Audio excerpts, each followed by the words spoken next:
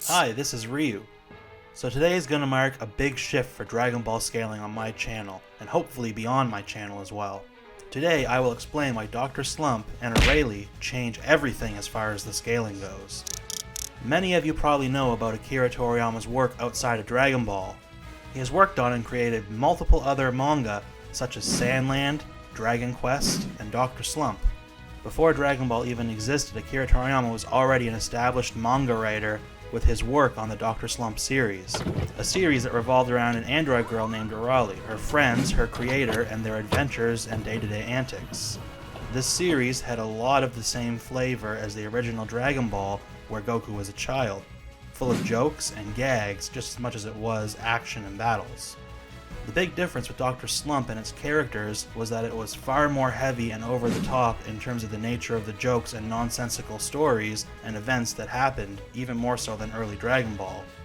It was commonplace for the characters to break the fourth wall on a regular basis, being not only aware of their status as manga characters, but able to leave their narratives in order to alter them, revisit past or future events, and even interact with the author's avatar, Toribot.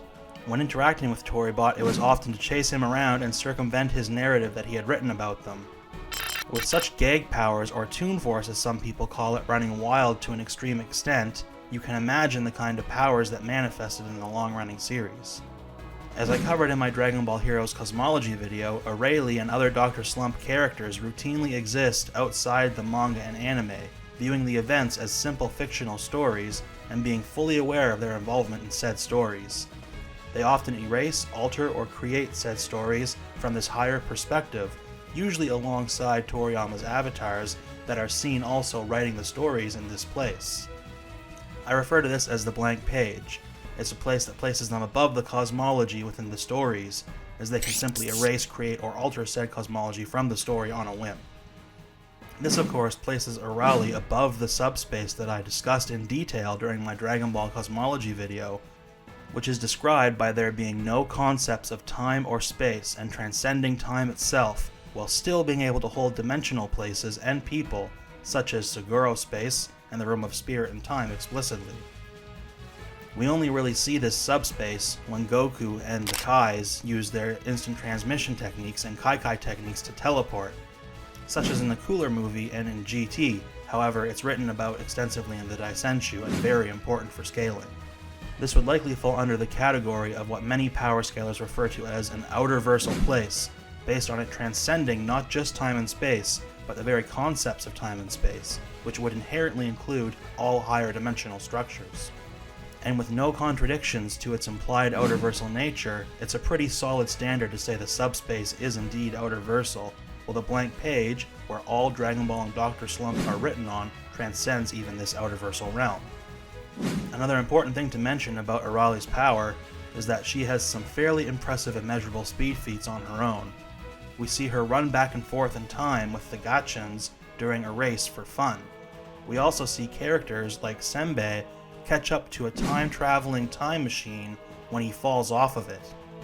However, these are just basic and measurable speed feats. The fact is, Arale and other Dr. Slump characters can literally leave the narrative, view all the points in the story simultaneously, and appear anywhere they want, past, present, or future. We even see Arale exist in multiple points of the story simultaneously, showing they're not limited to one point in time and space.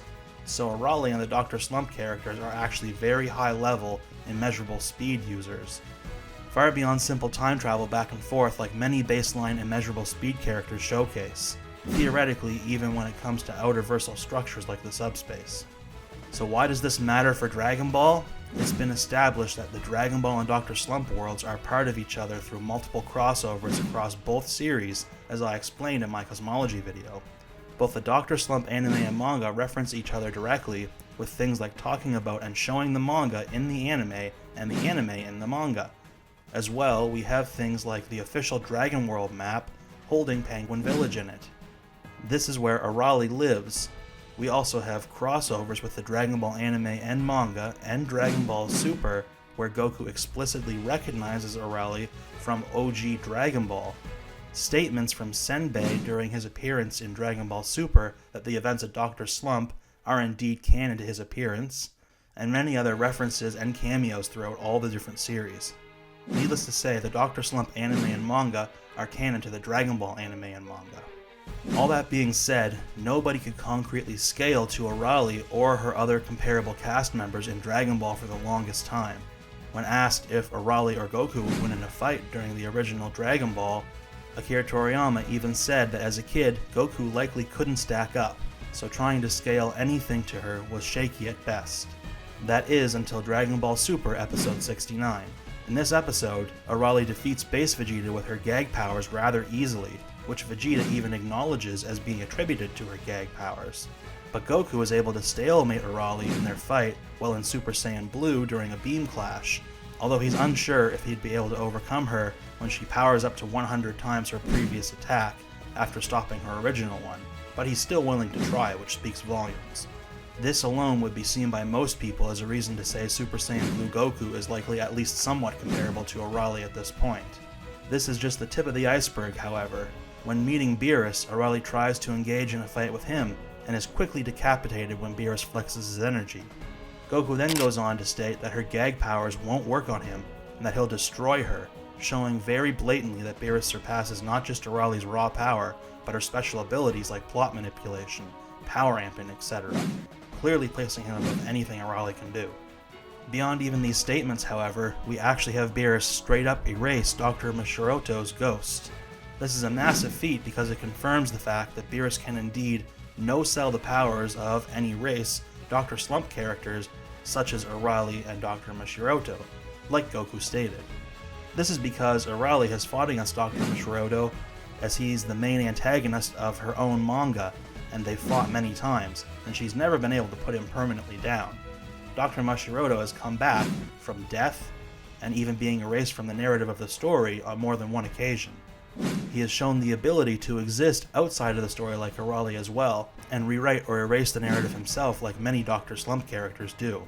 So considering Beerus is stated to be immune to Arale's powers and able to erase her, as well as showing us that he can erase beings that are similar to Arale, who have even regenerated from narrative erasure in the past, this allows us to say without a doubt that Beerus scales well above Arale and other Dr. Slump characters, and that his Hakai, in fact, can even negate regeneration that allows people to come back from not only being erased, but removed from the entire narrative or storyline. Interestingly enough, the fact Zamasu's immortality-based regeneration is stated to be too much for Beerus to destroy in the manga, and implied the same in the anime when Whis says that they would need to seal Zamasu, means Zamasu's regeneration is likely superior to even Arale's and Dr. Mashiroto's regeneration, which has allowed them to rewrite themselves back into the story after being removed from it completely. It should be noted that even if you disagree with subspace being outerversal, or even higher dimensional structures existing in Dragon Ball Super at all, the feats of Dr. Slump characters still make the blank page and said characters exist in a higher layer of reality than the standard Dragon Ball Super cosmology. For example, if you think the Dragon Ball universe and its timelines cap out as 40 structures, then Arale, Goku, and Beerus would be at the equivalent of a 5th dimensional structure via scaling. Or if you think the Dragon Ball Super timelines cap out at 5th dimensional, then Arale and company would be 60 for transcending it all, so on and so forth, for whatever size you think the standard Dragon Ball Super cosmology is. And if you place the subspace at outerversal, which is likely for the reasons discussed earlier, then that places Arale, Goku, and Beerus as one layer of reality above a standard outerversal structure. Of course, no matter how you scale it, the high-end immeasurable speed and other hacks discussed would also still apply. So at the end of the day, this means that Super Saiyan Blue Goku is likely at least somewhat comparable to Arale, at least in raw stats for stalemating her temporarily during their fight, and Beerus is just straight up superior to her not only in raw power, but explicitly even all of her potent plot manipulation, reality warping, and other gag powers which are derived from her Toon Force. This makes Super Saiyan Blue Goku likely outerversal with immeasurable speed, and blatantly makes Beerus an even higher level of outerversal with immeasurable speed. It would also make Beerus highly resistant to things like plot manipulation, reality warping, Toon Force, etc., and gives the Hakai technique a massive boost for being able to negate even regeneration from being erased from the entire story, or as some people call it, negation of high godly regeneration. One final interesting thing to note is the fact that in one scene, Arale is actually shown to be cutting off and holding the page that she's currently drawn on. Said page is also shown in her hands in the page she just cut out, leading to an implied endless set of reality fiction transcendences, as she is constantly cutting out the page that she's on, which is also the page in her hands in the manga panel. It's like placing two mirrors in front of each other, resulting in an endlessly reflected image. This could very well result in a massive, if not infinite, outerversal hierarchy of extra layers of reality beyond the normal Dr. Slump and Dragon Ball cosmologies, making the blank pages, in actuality, an outerversal plus structure. Incidentally, this would then result in Beat's world, which transcends the infinite outerversal hierarchy of the blank pages, being a high outerversal structure, and the Charisma mission world being a layer of reality above the high outerversal Beats world, for transcending it and viewing it as fiction. The real world, as seen in Dragon Ball Heroes with things like Toribot, would be two layers of reality above a baseline high outerversal Beats world.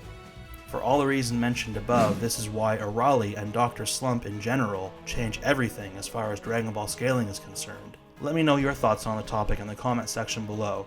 I'm curious as to what everybody's thoughts are on the new meta for Dr. Slump and Dragon Ball scaling.